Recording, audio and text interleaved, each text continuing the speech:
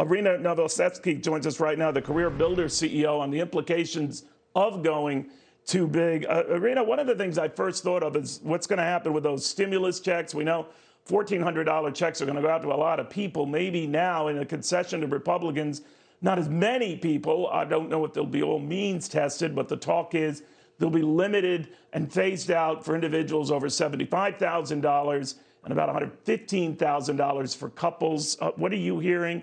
What will the impact be if they narrow the pool of people who get them?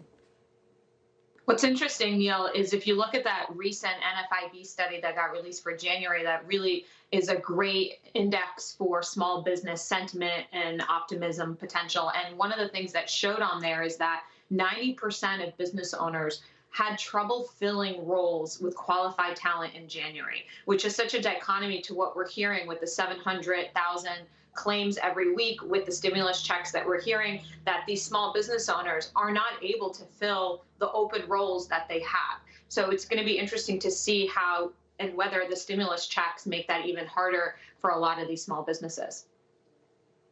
I'm wondering whether you look at the overall stimulus package. Now, it has a big price tag to it, almost $2 trillion. For the folks you follow and those who obviously need a paycheck, how good is this news, considering the fact that we still have $1 trillion plus of aid that has been hammered out in Washington that is still yet to be spent?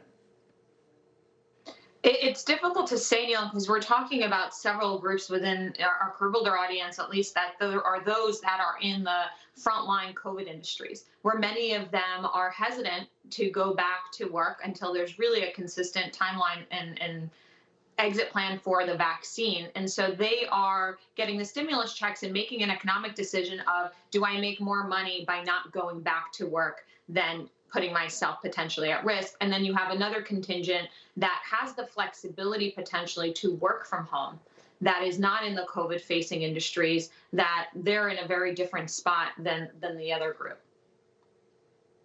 Well, I have you here, Irina. I always learn a lot talking about jobs with you. The private sector job growth was tepid in this latest month, 6,000.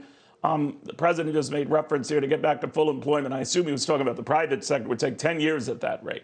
But of course, we have made up a lot of ground from our worst levels when 20 million jobs were lost. We're now down to 9.9 million, still net down. But we have recouped a lot of ground here. How do you see it going forward?